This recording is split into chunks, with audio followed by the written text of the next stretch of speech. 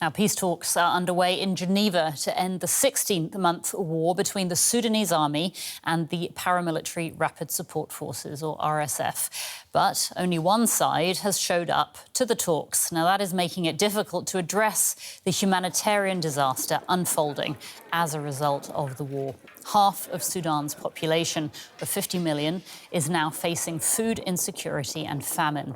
One of the negotiations' main goals is to open 3 border crossings, which would allow humanitarian aid into the country. DW correspondent Mariel Müller travelled to Chad's border with Sudan to speak with refugees there. They shared their stories with her about the brutal war that forced them to flee their homeland. Hayat Mustafa was lucky to escape an attack by the paramilitary Rapid Support Forces on her hometown, El Janina. But she witnessed its brutality. They attacked my neighbour and burned his house down. They didn't shoot him. They tied him up and set him on fire. The fire killed him. She was forced to abandon her farm in Darfur and struggled to find enough to eat for her children. Arriving in the refugee camps in Chad, conditions weren't as good as she'd hoped. There wasn't enough shelter, food, or clean water. Most days they were only able to eat once a day. Then her daughter, Malak Hafiz, got diarrhea and fever, signs of malnutrition. I'm worried about her because she didn't get better for a long time. We couldn't find any treatment, and after taking her to a hospital, she didn't get better. Dr. Jérôme Fritsch has seen many children like her arrive here in recent months, and he expects the situation to get worse. The main reason is the lack of food for the communities, and especially for people who come from Sudan. They depend on the humanitarian aid. That is not enough. It's one of the worst refugee crises of all time. And yeah, there's still not enough water, not enough food. More than 600,000 people have fled into neighboring Chad since the war broke out in April last year. Aid organizations have been overwhelmed. Food assistance is chronically underfunded. Only 19% of the World Food Programme's funding calls have been met by donor countries. Over the border in Sudan, the situation is even worse. Famine has been declared in a camp called Samsam, containing nearly 500,000 displaced people, near the city of El Fasher in North Darfur.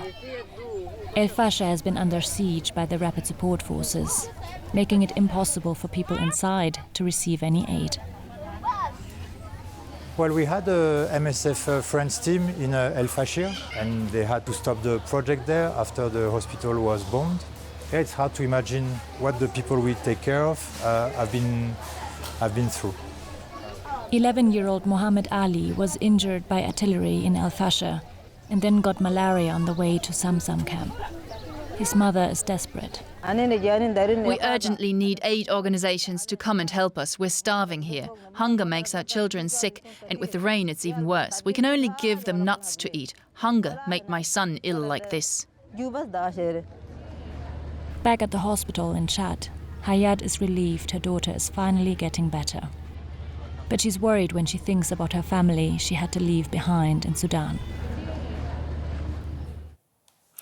That report was filed by DW correspondent Mariel Müller, who told me more about what life is like inside Sudan right now. Well, the humanitarian situation is catastrophic. I mean, we're talking in El Fasher, we're talking about a city of 1.5 million people, including 800,000 internally displaced people. And you've seen the conditions in the report. In the camps, they are deplorable. People are completely cut off of any aid or food. And then also there's constant shelling and bombardment. All the hospitals, except for one, has been forced to close because of incessant constant bombardment and artillery shelling. And the only one that is now still operational also has been putting out a statement saying they cannot continue like this. And people inside El Fasher are basically trapped inside this city because it has been under siege by RSF for several months now. And the Sudanese army is not willing to give up this position in El Fasher because it's their last position in Darfur, and that if they lose this, that would mean that the RSF is in control of the whole region of Darfur that is about the size of Spain, and that would give them a significant upper hand in this war. Let's talk about the peace talks that are currently underway in Geneva. Only one of the warring parties has shown up. Tell us more about that. Yeah, exactly. For context, you have to know that there are several delegations taking part in these Geneva talks. We have delegations from the US, the UN, the African Union, Saudi Arabia, Egypt, the United Arab Emirates, and then one of the warring parties, the Rapid Support Forces. And the Sudanese army refused to take part because they say they don't accept the United Arab Emirates to be an observer to these talks, because they accuse them of actually supporting the Rapid Support Forces, of supplying them with arms. That's one reason. The other reason they say is they first want to see the implementation of the Jeddah agreement that both parties have signed last year. And that basically says, or both parties have with that reaffirmed their obligation under international humanitarian law to facilitate humanitarian assistance in the areas that they are controlling. But both sides have not done that, and that's why we see this catastrophic conditions inside Sudan. We know that there are actually trucks carrying humanitarian aid that are waiting at the Sudanese border. Apparently, negotiators have expressed their hope that several border crossings might open, allow this aid to reach people in Sudan. Are there any signs at all that that might be happening? Yeah, so the Sudanese army has just agreed on opening up Adre border crossing. That's actually the border crossing where we filmed part of this report that you just saw. And that's good news, of course. The US Special Envoy to Sudan, Tom Perriello, has said yesterday in a briefing that now around 100 trucks filled with medicine and food can actually enter Darfur from today, and also hopefully reach the worst affected areas such as Zamzam camp, the camp for internally displaced people you saw in the report. So yeah, and also then there are also negotiations going on if 2 other border crossings could be opened. It's still not confirmed. It's a small step, but at least in the right direction. DW's Mariel Müller. Thank you so much, Mariel, for that update. We can get more now from Mathilde from the Norwegian Refugee Council, usually based in Darfur. She is joining us today from Paris. Welcome to DW. We just saw there how desperate the situation is around El Fasher in North Darfur. What more can you tell us about what is happening there, about the situation that people are experiencing? Frankly, the situation is unbearable for people. I mean, you've seen the images. This is shocking. And this is happening like all across Darfur, but also in the Kordofan and also in the capital city. Even in Khartoum, you have people who are dying of hunger right now. And as you said, like I was in Darfur a couple of weeks ago, every single woman I spoke to struggled to eat every day. They were barely surviving on 1 meal a day. And when I say meal, like it was just porridge. It was basically cereals and water, and that was it. I made all the ladies were 90-year-old and had to work for 1 week just to afford 5 pieces of bread. So, you know, on top of the violence, on top of the atrocities that they've survived, now they have to deal with hunger and now even with floods. And the more we wait, the more the humanitarian needs are really spiraling. Peace talks are happening in Geneva, and there are reports that one of the border crossings into Sudan might be opening as soon as today to let in this desperately needed humanitarian aid. How optimistic are you that there will be some kind of breakthrough as a result of these talks?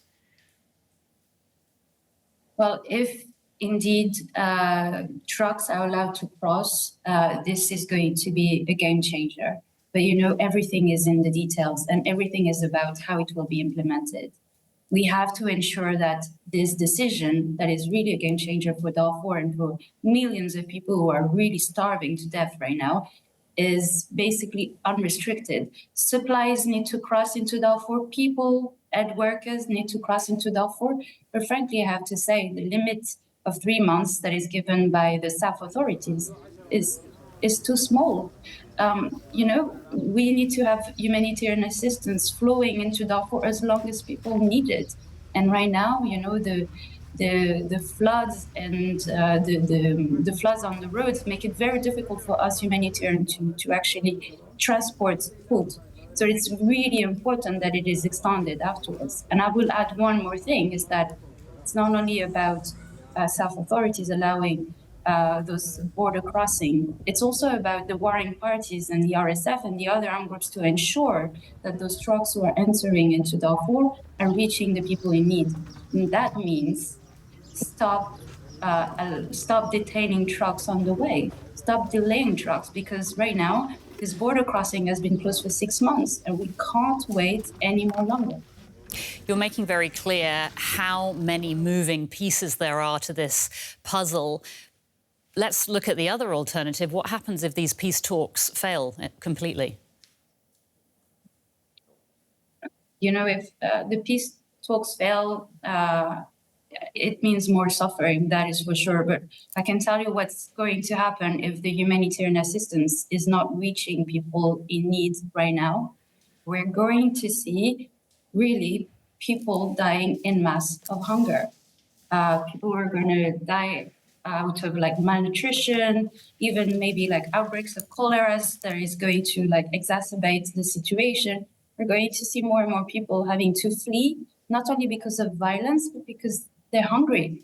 And, you know, we're looking at really one of the world's largest food crises in the world. And frankly, I have to say that it will get worse if humanitarian assistance is not coming in time.